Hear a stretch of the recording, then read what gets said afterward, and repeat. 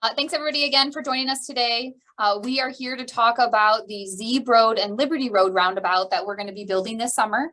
My name is Emily Kaiser and I am the communications manager here at the Washtenaw County Road Commission. And I will do a little bit of housekeeping here before we get started. I'll then hand it over to the project managers to go through the presentation. And then we will open it up to Q&A at that time, and we'll provide instructions as to how to do that here virtually today. So James is our project manager here for this project. His contact information is here. You don't have to furiously write it down right now, though. We'll show it a couple times throughout the meeting, and we'll also show where you can find his contact information on our website towards the end of the presentation. We also have Aaron here. He is our senior project manager, and his contact information is here as well. James is going to be your primary contact, and that's why we'll show his information a couple times throughout the presentation. Just a little bit of housekeeping. So as you heard, as you're coming in, the meeting audio and video is being recorded. And so we'll post that recording to our website, and I'll show you where we'll post that towards the end of this presentation. It'll be posted probably early next week, if not sooner. You will then, during the Q&A period, you'll be asked to virtually raise your hand during that time, and I'll provide instructions as to how to do that here since we're on Zoom. And lastly, we do have chat enabled on this meeting. So if you have questions or you'd like to ask your Q&A question in chat versus asking it out loud, you're welcome to do that. And then we will go through the chat. I'll read those out loud to James and to Aaron as we get into the Q&A period. So feel free to use chat if you want to, or if you prefer that. With that, I'll hand it over to James. Hey, good morning, everybody. My name is James. I will be the project manager for the Zeeb Road at Liberty Road roundabout. Thank you for your time and thank you for attending. I believe this is the second virtual meeting we've had in regards to this, and it was delayed from last year. But we hope to get this done this year as fast and efficiently as possible, and keep the inconvenience down to a minimum. Next slide, please. As you are aware, this will be at the Zeeb and Liberty Road intersection. And here's just a quick map of where it is. Next slide. Here's a little closer map of it. Again, we will be putting a one-lane roundabout in this location. So it'll be a little bit different from what you're used to, but hopefully a vast improvement to the traffic out here. Next slide. Here is a Google Maps street view. Again, you can see, this is your typical traffic, four-way stop. There's a flashing light. Typically, it's kind of awkward because people are trying to figure out if they can turn, if they can go. And us putting in a roundabout is something that could alleviate that issue and improve this congestion in this area. Next slide. So this is in Style Township. Currently, there is a four-way stop intersection, as I talked about before. There's a wide variety of traffic volumes, and we would determine that a roundabout is the most efficient way for us to improve this area. Next slide. Just a reiteration of what I just said. Just to reiterate too that roundabouts in our county is a very efficient way of solving congestion, but also it promotes safety, keeps speed low. It lowers a lot of head-on crashes, and it just brings a lot more awareness to drivers crossing an intersection. Next slide.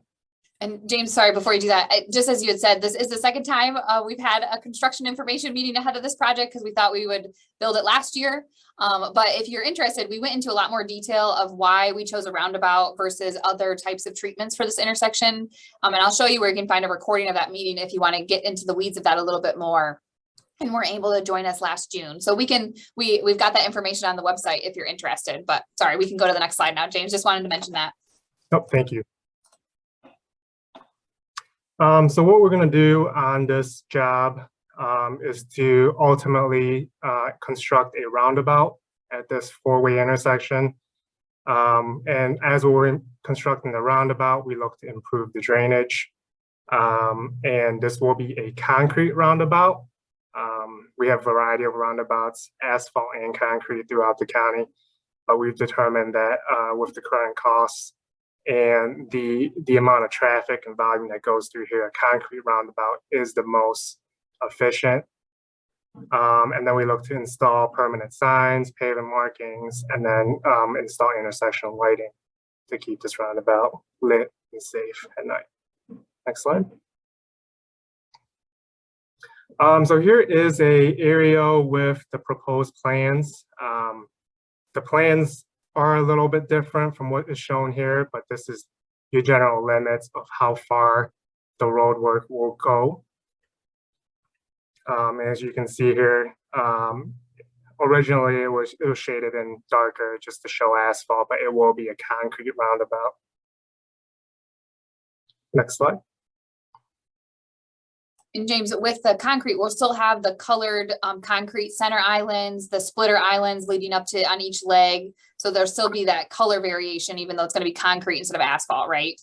Correct. So every color you see here, other than a darker asphalt color, is going to be about the same. Just to help differentiate the different parts of the roundabout is why we do those splitter and central islands, right? Correct.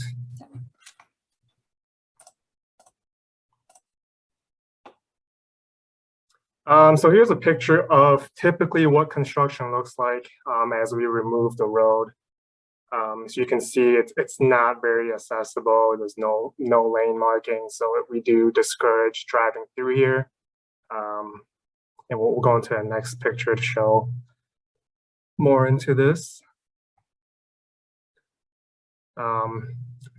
Another picture of us building roundabouts.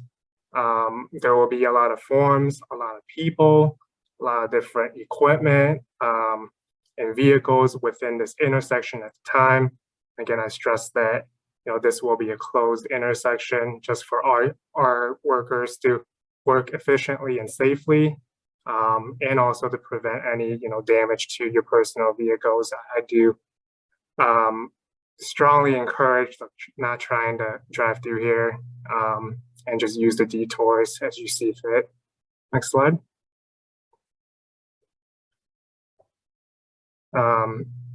There's many different phases in the operation. But here's a picture of us placing the concrete. These are the splitter islands. Again, it'll look very similar to this once it is completed. We typically use the bright colors to show motorists the differences and where you should and should not be going. Slide. Then here is the central island. As you can see, it is going to be a bright red circle with concrete curb around it. It has the lower curbs.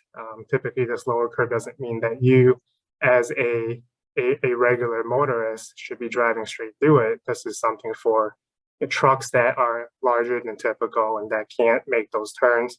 They will, take advantage of that lower curb to make the turn. Next slide. This is pretty close to the final product. Again, it won't be asphalt, it will be concrete. I think this is a very good picture of showing that it is a vast difference compared to what we saw before at the four-way stop. Next slide. So again, I just want to reiterate, this will be a closed intersection during our construction. Typically, if a motorist take it into their own hands and try to get through, they would sustain a lot of damage to their vehicles, and they also are causing a lot of damage to our project. And with the weather, with all the different things that go into the schedule, we would like to be able to work consistently without delays like this. So ripping out and replacing concrete of this magnitude costs a lot of money and it costs a lot of time. And that's just something we want to avoid entirely. So please keep an eye on signs, keep an eye on barricades. Please don't move them by yourself if you really need to get across. There are posted detours. We hope to keep this job as fast and short as possible. We understand that this is a big intersection for your traffic and your commute to and from work. But this is a necessary step for us to keep the project going and keeping our workers safe as well. Yeah, Next and slide. James, the picture that we're showing here is from Ann Arbor Saline Road, I think in 2020. And we had a trailer, we think it was a truck with a trailer, blast through multiple barricades, drive through the work zone, down the curb, up over the curb, and then damaged about, what was it, Aaron, about $20,000 worth of concrete. And I mean, the cost of that and the delay of that, like James had said, is one thing, but it also is really dangerous. It could have injured the person driving. It also, if it would have been during the day, we have people out there working. And so we need everyone's partnership to keep out of this work zone. As James has mentioned, it will be completely closed to any traffic during construction. If your driveway is within those zones that we showed on that early picture, we will get you into your driveway. But if you cannot, no one can go through the intersection, and that's a safety thing. That's a preservation of our materials thing. I mean, this is a big deal. And I think this delayed this project at least a couple weeks, right, Aaron? Yeah. So yeah, we can't say it enough. Concrete is definitely different than asphalt. And so it's got that curing period where it's going to look like there is nothing happening.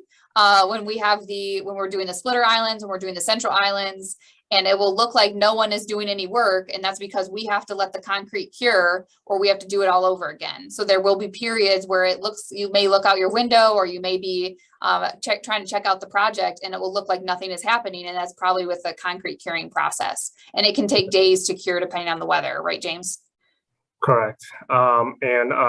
Just to add on to that, for the residents that do live within the limits of our project, we hope to be coordinating with you soon, just to go over the logistics of the project as well. And when we do have concrete down, we will work with you on making sure you have access to your property. Next slide. So here's an aerial view. This is a little bit different from what we'll be seeing. We have 4 straight legs to the roundabout instead of this interesting little angled intersection. But this is the gist of what it will look like. Next slide. So as of right now, we have a bunch of utility relocations going on. We have gas, we have AT&T, we have Comcast, electric. They're all pretty much wrapping up. I believe there's still one utility out there that's consistently working as of right now. Again, I appreciate everybody bearing with us. There might have been some outages for short periods of time, but we are working through that as soon as we can so we can get this project going. So the proposed dates, we don't have a exact proposed date to start yet.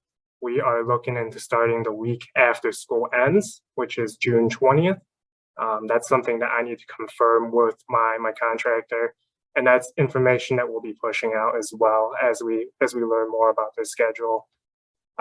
This summer, construction wise, it's super busy, kind of busier than most construction seasons that we see.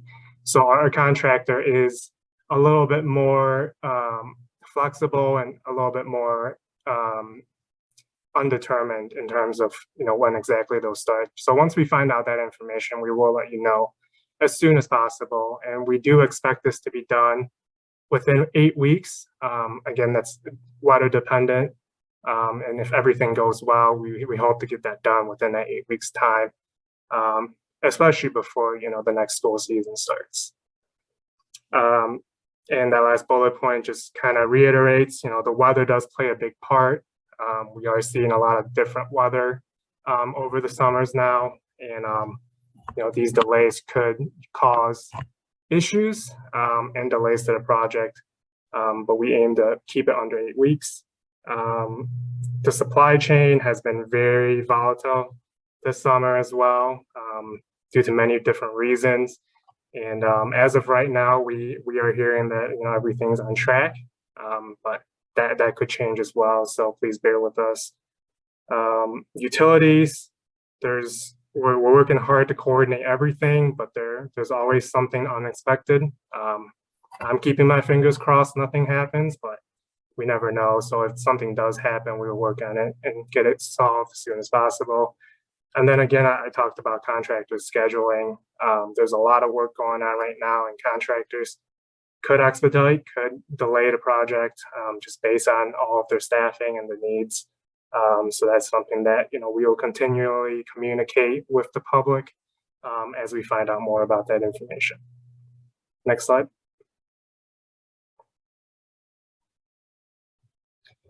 Can't stress this enough. Our barricades won't look like this. We won't have it all the way across and tied to a tree. But if we do have signs and barricades up, typically they are orange on white, with a road closed sign. There will be message boards out, like you've probably seen for today's meeting, that tells you the information about the job at the current time. Just keep an eye out for these barricades. Again, they're not particularly too heavy, so you can move it, but I really recommend not doing so, just for the safety of our workers and the safety for you. Please respect the signs and barricades that are up.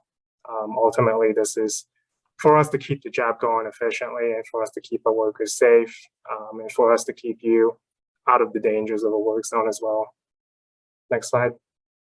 Yeah, and the road signs do apply to you, right? We often hear that from people where they think they can get around them and, oh, I don't think that applies to me. And yes, road closed means road closed for everybody in this project. So like James said, we can't stress that enough, and moving barricades is against the law and manipulating with our work zone is against the law. And so we can't stress that enough. So thanks, James.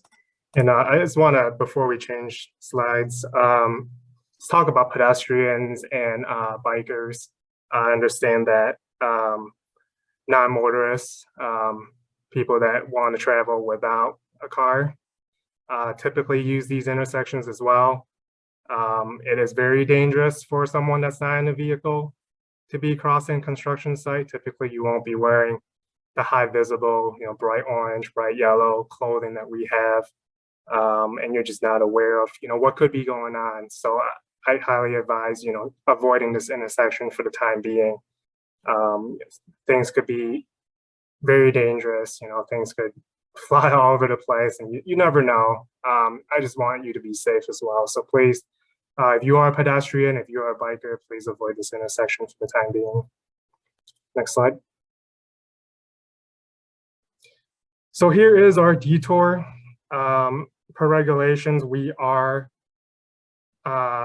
required to recommend a detour along paved surfaces, along the same type of roads. If we're closing a road with paved and gravel approaches, then we have to recommend a detour of the same magnitude. So I understand this detour is big. It does look very intimidating. It might take a bit more time, a little bit more gas to get through this, but this is our recommended detour.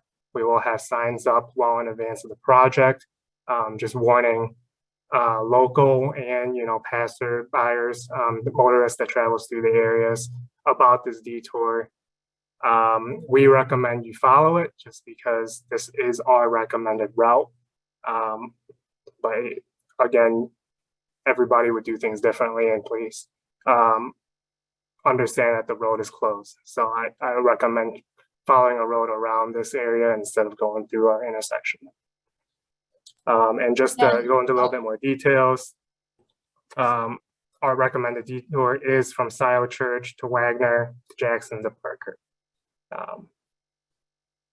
And Emily, did you want to talk about something? Yeah, I was just going to say, so we, like James was saying, we recognize that this is the posted detour. We post our detours, like James was saying, for all vehicle types. We totally understand that local traffic who knows this area are probably potentially using different roads. And we've had a couple questions come in about that. We'll talk more about that. But yeah, this is our posted detour that we post for all vehicles. We've got this detour map is posted on our website. But yeah, this is the posted detour for this project per all the rules and regulations that James just mentioned. Thank you. We can go to the next slide. And this summer, as I've talked about before, there are a lot of projects going on with us included. And we can find this on our website as well. If there's certain projects you want to learn more about, we can talk after. But there will be a lot of projects in the area during this construction, during or after this construction. Yeah, the good news, James, like you said, it's going to be a very busy season. The good news is the work on South Church Road is ongoing right now, and the plan is to try to have that wrapped up before this road closure begins. So that's a pulverizing, and there's some areas that are milled and resurfaced, other areas that are being pulverized there along South Church. The yellow/orange is all of our chip seal, so we're coordinating that with our operations department. But like James said, there will be a lot of orange cones out in a lot of places, which is a good thing, but also we definitely understand that that is an inconvenience. So we just need everybody's help to get through this construction season safely. Next slide, please. Some of the more related details to residents in the area. We will be working with mail delivery services, trash pickup, just to make sure they can get to your property during our project. If there's any specifics, any concerns, please let me know. You have my email, you have my phone number. I'm more than willing to coordinate as much as possible and just make sure that you do get your mail and you do get your trash picked up. And after our job is completed, we do plan on restoring everything that we have impacted during the project. This is our typically called turf restoration in our industry, but we will be putting seed and mulch blankets down on everything that we've impacted. Next slide. Just a couple of quick reminders about roundabouts. Again, it will be very different from a four-way stop intersection. What you always want to do is look left, and you always want to turn right into a roundabout. Please slow down in approaching. Once you see the different colors, once you see the signs, once you see the different colors of the concrete, you would know a roundabout is coming. And when no traffic is present, still proceed slowly. It is a pretty steep turn. We just want people to be safe as they're driving through a roundabout. And then when traffic is present, please make sure to yield to oncoming traffic from your left. Next slide, please. So again, for more information, please visit our project page at wcroads.org. Here's my contact information. You can always find that on the website as well. Please give me a call, give me an email if you ever need anything. We are here to help you and serve you. So, we're more than willing to coordinate and try to fix any issues that we could fix. Next slide. Thanks, James. Before I go to the next slide, Aaron, I'm going to show the audience how to get to that project page. Do you have anything you wanted to share, Aaron, before I do that? I do, Emily. Thank you. And again, my name is Aaron Burkholz. I'm a senior project manager here at the Road Commission. I oversee our design and construction group. That includes James. James will be the primary point of contact, but I'm here as a resource for him to aid him as he works with our contractor to build this new roundabout at Zeeb and Liberty. Some items that I want to reinforce that James and Emily spoke about previously. James provided an overview of the roundabout, the single lane roundabout that's going to be constructed. The flashing signal, commonly referred to as the flasher, that's currently at the Zeeb and Liberty intersection, that will be removed prior to the project start. The poles that signal is tied to, the way it's supported, those poles are actually owned by DTE.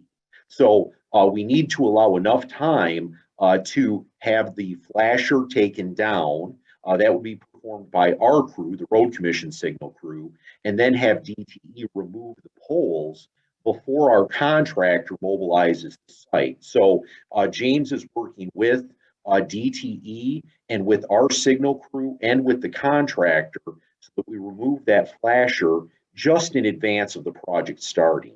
So again, just something that motorists may notice. The intersection may still be open, but the flasher may be gone. Both James and Emily did a very nice job of reinforcing the fact that the intersection closure is a hard closure. That means the only properties that we will allow access to are those properties that are within the project limits. We'll maintain it for those properties, but that doesn't necessarily mean that someone going to that property can drive all the way through the intersection, because again, we're going to have the intersection completely torn out. We're going to have equipment, materials, and most importantly, construction site personnel in that intersection.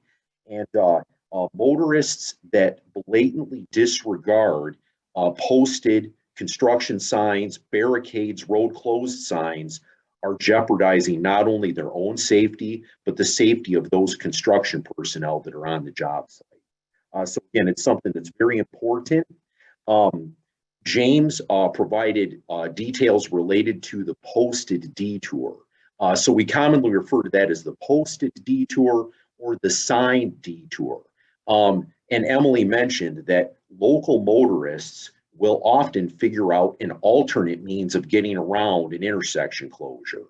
And that certainly could involve the roads, the local county roads that are in the Polo Field subdivision.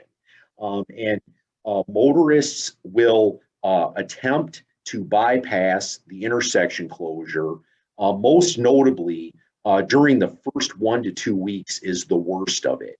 It's when people first come to the realization, despite our best efforts to inform them in advance, they finally come to the realization that the road commission really meant the intersection is closed. So they'll try to find whatever means they can to get around that closure. And again, that could very much involve them using those local county roads that are in the Polo Field subdivision. Notably, Polo Fields Drive, Fairway Park Drive, Doorknock Drive. I would guess that motorists that are coming eastbound on Liberty, coming towards the intersection, as they see more and more signs, they may try to go down Eagle Avenue, realizing that it doesn't go all the way through and then having to come back out. So our intention is we're going to try to provide sufficient advanced signage to clearly convey to approaching motorists that they are approaching an intersection closure. However, the roads that are in Polo Fields are public streets, and therefore motorists do have the right to use those roads as long as they're using them in a safe manner. And when I talk about safe manner, that relates to enforcement. So certainly James and I intend to follow up with the Washtenaw County Sheriff's Office to make them aware of this upcoming project. But law enforcement resources are limited, and we cannot reasonably expect that our law enforcement partners are going to be able to station a sheriff's deputy out there 24 hours a day, 7 days a week.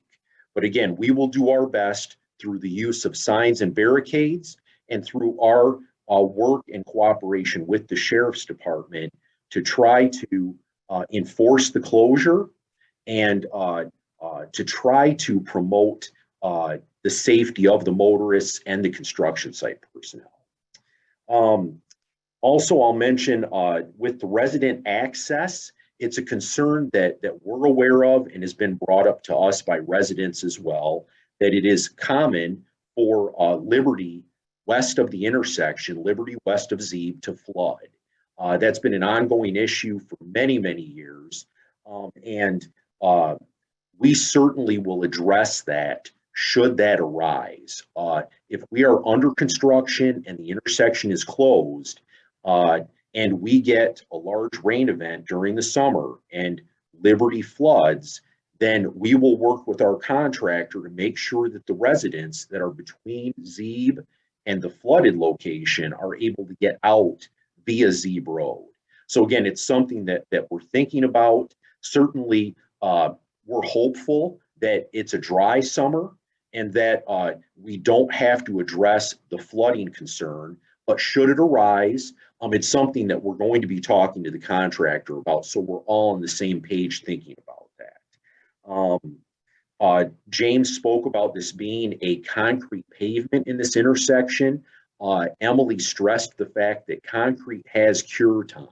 So after we place the concrete pavement, there will be a period of time where there may not be a lot of activity in the intersection. And that's because we have to allow that concrete to gain strength to be able to move on to the next construction operation. So again, we have not abandoned the job site after the concrete pavement is placed. It's simply there's time needed for that concrete to gain enough strength that it's not damaged as we continue the subsequent construction operations. And the utilities, I'll give credit to James. He's been doing a very nice job in coordinating with our utility partners out at the intersection. There are many utilities that are in the county road right-of-way at this intersection. The relocations are ongoing.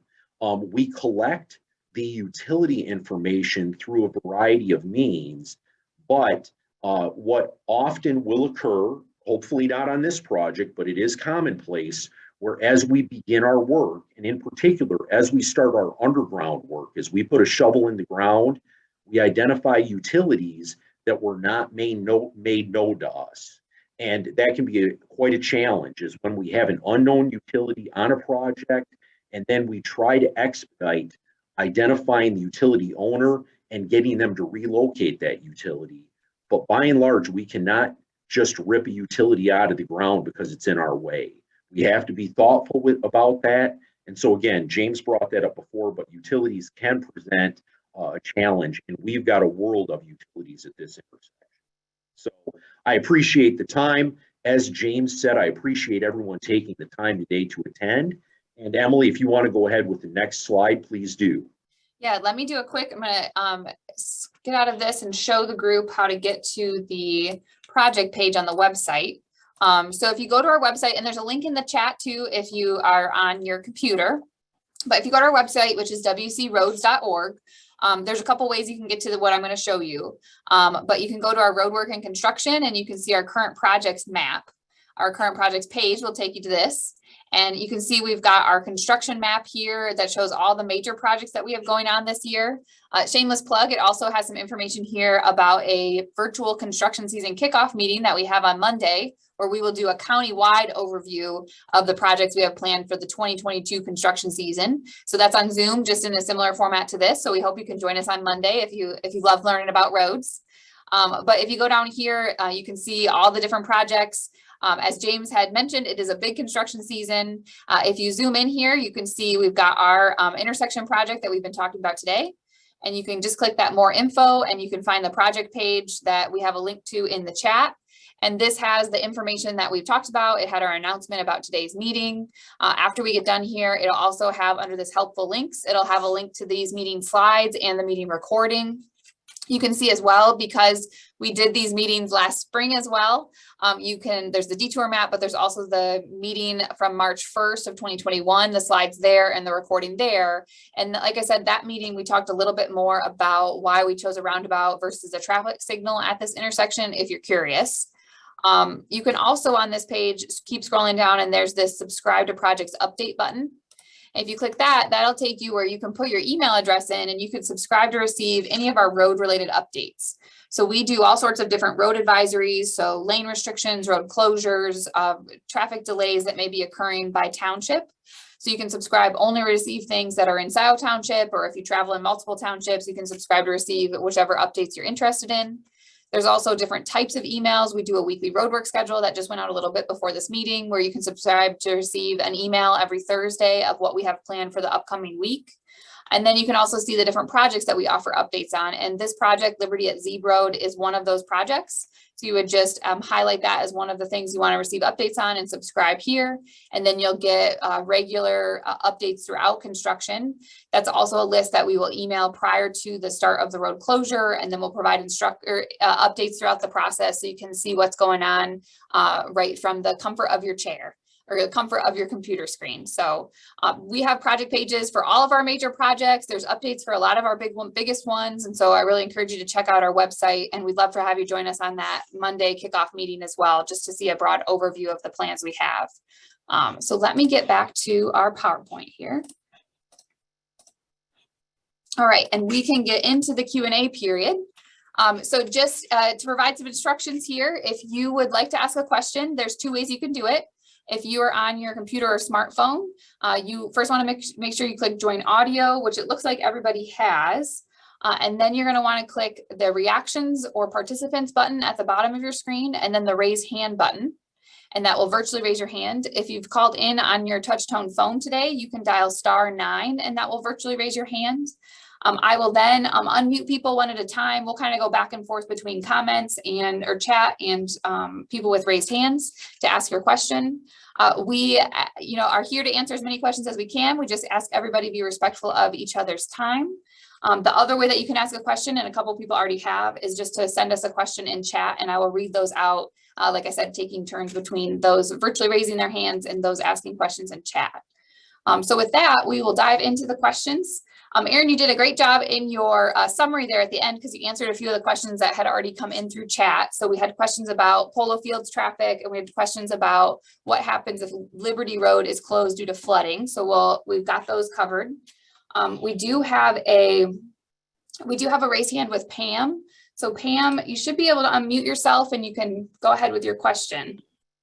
Hi, Pam Boyd, a SIO resident and SIO community newsletter. Emily, James, and Erin, thank you so much for this presentation.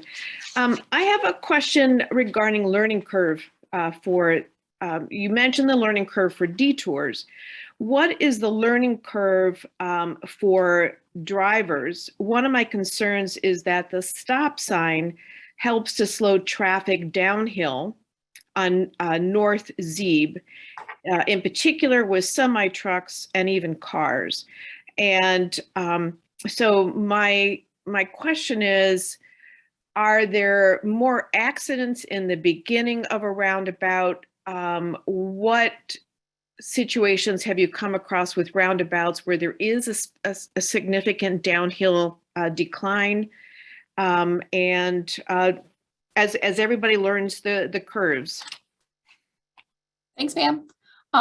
So I think the general comment about roundabouts first, and then I'll throw it over to James or to Erin to answer this one, is that this is not our first roundabout. I think this is our 28th roundabout in Washtenaw County. And what we have seen is that the really great thing about roundabouts is, in general, they are a safer treatment for an intersection because they're reducing speed. And I know your question is about speed and we'll get there, but generally the beauty of a roundabout is that it is lowering that speed inherently by the design. And then that lower speed is leading to fewer, like the severity of crashes is less than a more traditional intersection with a signal or a traditional intersection. So Erin, I don't know if you want to talk more about the hill component of a roundabout. Yeah, and really you touched on it, Emily, is the roundabout is constructed in a way that we referenced the splitter islands. So when you approach a roundabout, you'll notice that there are, on the approach to the roundabout, to the circle, there are islands between the lanes of traffic. And in addition to the islands, there's an effect on drivers where it feels like the lane is getting narrower. And generally, as lanes are perceived to be getting narrower, drivers slow down. And then there's also, I'll call it a kink in the road. Essentially, there's a deflection on the approach to the roundabout. And that deflection is not only meant to guide the drivers into the circle, but again, to reduce speed. And so there's a lot of thought that goes into the design of a roundabout to be a traffic calming type method to slow the speeds as motorists are approaching the intersection. Generally, what we've seen is with roundabouts, the severity of the crashes is reduced. So you can imagine at a stop controlled intersection, like the existing intersection there at Liberty and Zeeb, it's a four-way stop, or even at a signalized intersection, you're counting on the approaching drivers to recognize that it's a stop control, that either there's a stop sign or there's a red light. If that driver, for whatever reason, is distracted or does not register with them, and they run through the stop sign or they run through the red light, there can be that situation where they broadside a vehicle that's in the intersection. And that can be a very severe accident. That can be a case where we unfortunately end up with a fatality. Generally what we see with roundabouts is if there are accidents, they are less severe because they're like side swipes. where someone comes into the roundabout, there's a car in the circle, and a person doesn't yield to that car that's in the circle. There is a learning curve, but again, what we've seen overall is as we've constructed more and more roundabouts in Washtenaw County, not just the Washtenaw County Road Commission, but MDOT and the city of Ann Arbor, that motorists are learning the method to drive through a roundabout. Certainly there are many resources available online that provide educational materials, if you will, to drivers that might be unfamiliar with it. So again, I'm sorry, Pam, for the length of my response, but I hope that helps answer your question. Thanks, Aaron. I think too, I think there's probably longer uptake time for a single or a double lane roundabout or a larger roundabout, but this is a single lane roundabout, and we see pretty good, pretty short learning curves on these. So, okay, thank you guys there. That's a good point, Emily. Yeah, is again, this is a single lane roundabout. Certainly there have been other roundabouts. One that occurs to me is the one at State and Ellsworth over on the south side of the city of Ann Arbor. That's a double lane roundabout. One set of roundabouts that often gets brought up to me is at Lee Road in US 23 up in Livingston County. And I'll admit freely that is a challenge to drive through that roundabout. You have to be very aware as you're entering any one of those roundabouts as to where you're going and what lane you should be in. So again, this is a single lane roundabout, so it is fairly straightforward in the method that a motorist needs to use it. Okay, so we do have a question. Well, I'll go to chat and then we'll go back to, we have a couple raised hands. So this comes from Lisa, and Lisa asks, how long does concrete take to cure?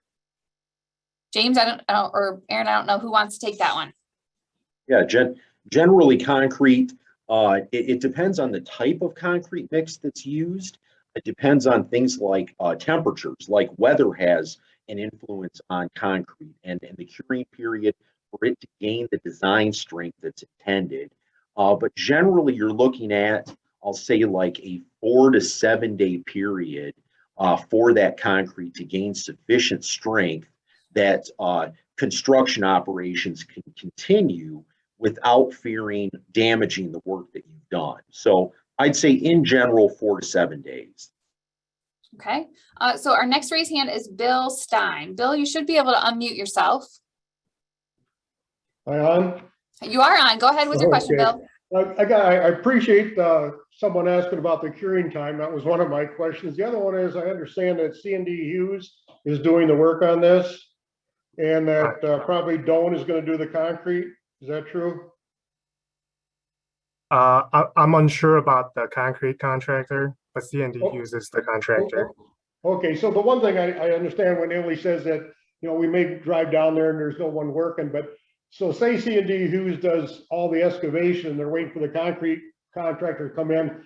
Is that going to be pretty well hand in hand, so there's not time missed between, say, Hughes preparing it and the concrete contractor coming in? By and large, that would be the case, Bill. Yeah, and okay. And again, C&D Hughes, ultimately, all we can hold the prime contractor to, and that being C&D Hughes, is the start date and the completion date. However they achieve those dates in between is up to them. But again, we've limited them such on those, the start and the completion date, that they're really going to have to be efficient in the way in which they schedule the work. So I would expect that as they're completing the dirt work portion of the job and they're bringing their concrete contractor on site, they're going to do that in an efficient manner. And we do test the materials. So that would be something we would be aware of ahead of time, is when we expect that concrete to come out, because it has to be tested. So, yep. All right. Okay, appreciate it. And one other quick question, is there going to be liquidated damages on this project? We do have, there are LDs, liquidated damages, that can be pursued should the contractor not meet the dates that were established in the contract. I say that, but there often can be opportunities for extensions of time for things like weather or unknown utility conflicts, other complications that the contractor could not have reasonably foreseen. Most often that's weather. So, but we do have we have noted the liquidated damages are included in this contract. Okay, I appreciate it. And that's it. And I appreciate you putting this Zoom on. Thank you. Thank you, Thanks, Bill. Bill. And just to add on to that real quick, C&D Hughes has been a contractor for a lot of our projects throughout Washtenaw County, so we are fairly confident in their work and the quality of their work. And as I mentioned before, it is a very busy season.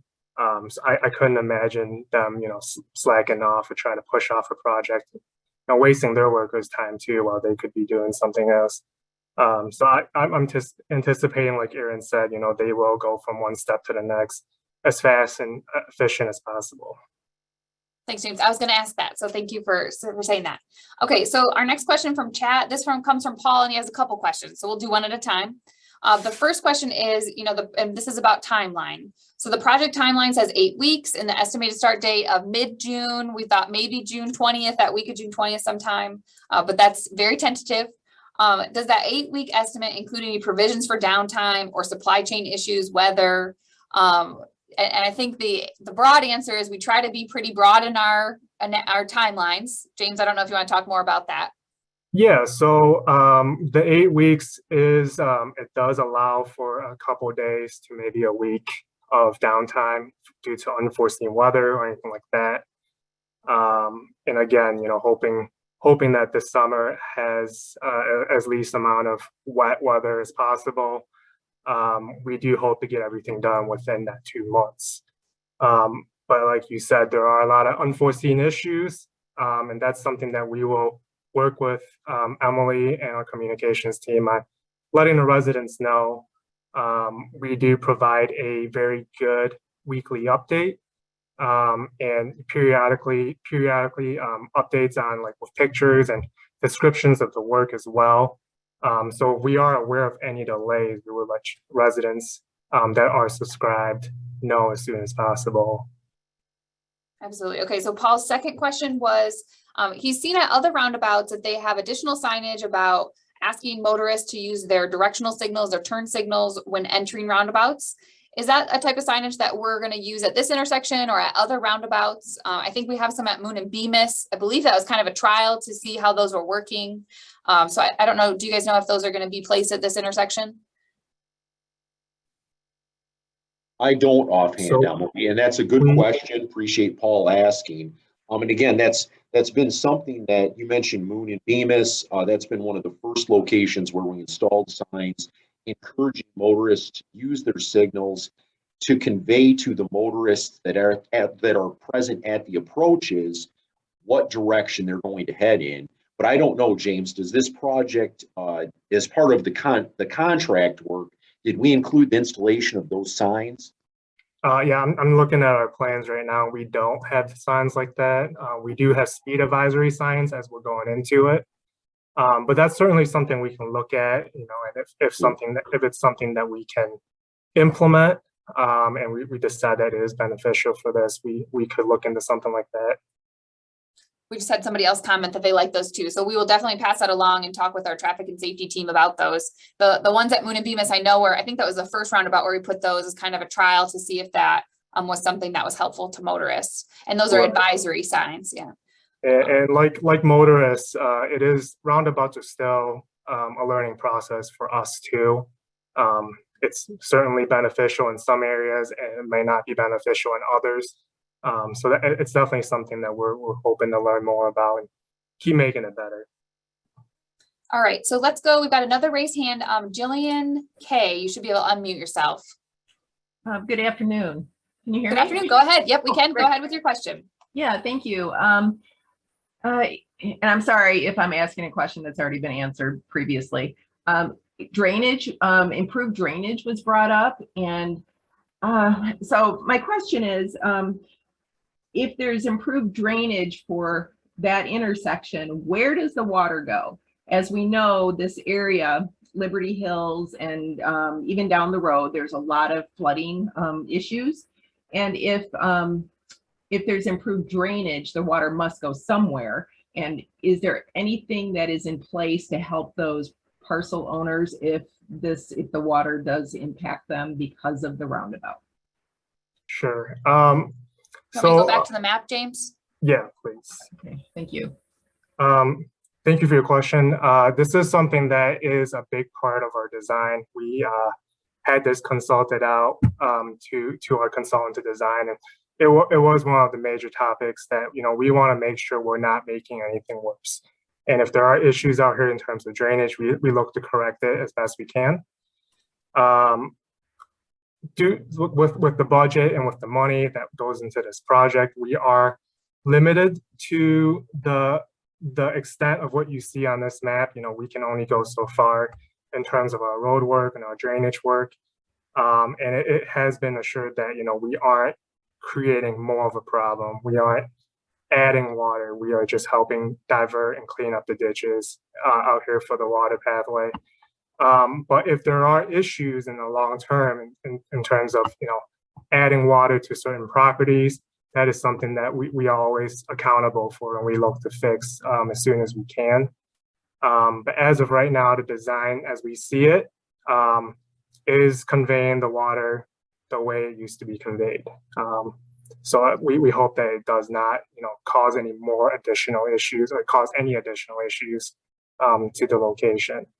But again, you have my contact information. If you are concerned about certain properties in specific, we can definitely talk in detail. I can meet you on site. That's something that we can address as best we can with the time we have. Okay, thank you. I have one more question. Will there be Yes. anything in the middle of the roundabout to prevent people or drivers from just going right through? Sorry, go ahead. I know some roundabouts do have signs, or even, I'm trying to think, I don't think it's in SIO that I can recall right now, but yeah, and I have seen people just drive right across. Mm-hmm. That's definitely a unfavorable method of driving through roundabouts. Typically what deters people from going through it is that little raised area in the middle. We do have signs that are in the middle as well, just helping guide traffic as they go around the circle. But we don't have anything in terms of like, I know in some cities there are like trees or, you know, a little bigger signs or stuff like that, but we don't have anything like that on this roundabout in particular. Okay, Yeah. thank you. And James, I'll just touch on, you know, the second question. I'll touch on that first. And as you said, this roundabout doesn't have any type of a physical barrier in the middle of it.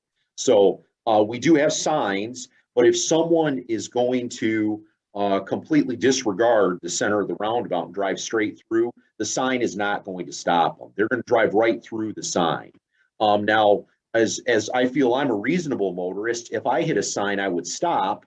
But someone who is going to disregard the roundabout and just drive straight through, a sign's not going to stop them. So again, the raised portion of the roundabout, the curb that is around the roundabout, is meant to convey to drivers that they're supposed to follow the circle and not simply drive straight through. But we also, James had mentioned earlier, that we do need to accommodate truck traffic. And trucks have a wider turning radius. And as such, we have to allow for that truck to be able to somewhat straddle the center of the roundabout if they're coming into it and then making a turn. So the first question in regards to drainage, and James, you touched on this, is the storm water that is being generated from the roadway from these improvements is being conveyed via existing drainage courses. So we are collecting that water. This is going to be, this roundabout has curb and gutter on it. So the center circle, the splitter islands, and the radiuses at the four corners are all curb and gutter. That drainage, that stormwater drainage, then is collected into a storm sewer system, and we discharge that water via existing drainage courses. So James mentioned it. The improvements to the drainage are limited to the limits of this project.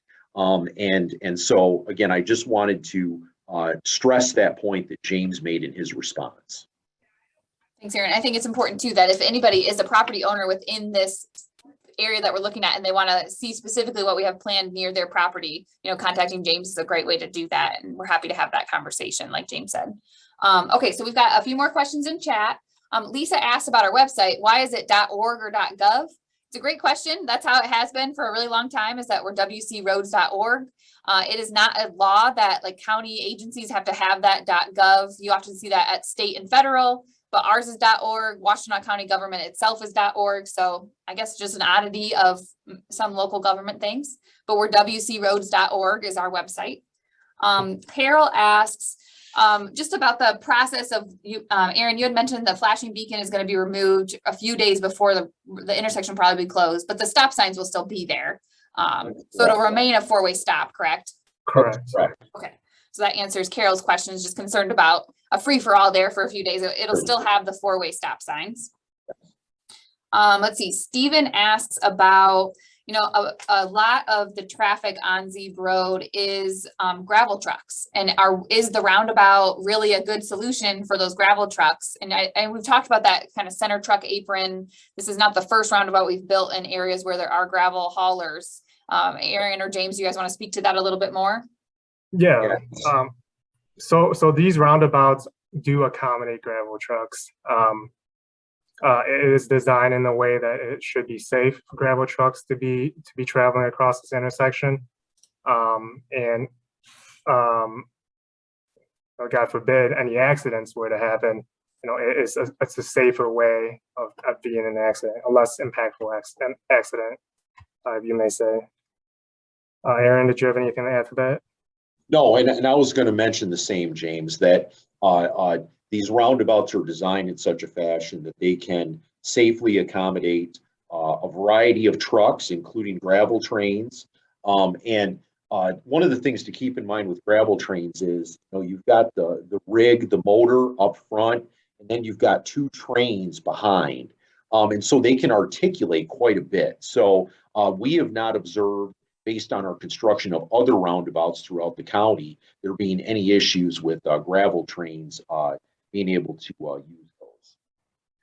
Yeah, and I'd encourage you too, if you're interested why we chose a roundabout versus a traffic signal, I'd really encourage you to check out that recording from our presentation last spring, where we talked a lot about that, and that's posted on that project webpage that we showed you, if you really want to get into the weeds of roundabout compared to a traffic signal. Let's see, so we had a couple questions from Kanda. I think we got most of these answered. We talked about the signs, the turn signal signs around the roundabout. It's something that we can definitely look into and talk with our traffic and safety team. She's a big fan, thinks that they're very helpful when they're inside the roundabout, when people use their signals inside the roundabout. She also is asking about, similar to what we were talking about, of how to prevent people from doing donuts in the middle of a roundabout. It's something that she has seen at South Church and Wagner. I think, Aaron, you spoke to that, and there'll be some signage, and obviously that is not the appropriate way to drive, and that gets back into that enforcement issue too. But it looks like I think we've gone through all the questions in chat. We'll give kind of a last call. If anybody wants to virtually raise their hand, they can, let me get back to that. You can click the click the participants or reactions button at the bottom of your screen, and then the raise hand button if you want to ask us a question. If you dialed in from your touch tone phone, you can raise your hand by dialing *9, or you can ask a question in chat. While we're waiting for last call, James or Aaron, do you guys have anything else that you want to share? Yeah, and I just want to reiterate what we've talked about in the beginning. I understand that this is a pretty big intersection for a lot of people here, and a lot of travel through motorists as well. And I apologize for that in advance, but we will hope to get this done as soon as we can, as fast as we can, and as safely as we can. And you have my contact information. I've talked to multiple residents already, in particular, with this project, and I'm here to help. So please give me a call, give me an email if you have any more concerns, and we'll look to get it figured out and solve this as best we can. Thanks, James. Aaron, any last words? No, again, we appreciate everyone taking the time today to attend, and we'll look forward to starting this project in June. Sounds good. Yeah, we will provide more information, exact dates as we get a lot closer. We really encourage you to subscribe to receive those project updates on our website. There's a link to that in the chat if you are interested in subscribing. And like James said, please reach out if you have specific questions. But again, thank you, everybody. It looks like we don't have any more questions or raised hands, so we will end it there. We hope you have a wonderful afternoon, and hopefully we get some warm weather here in the next couple of days.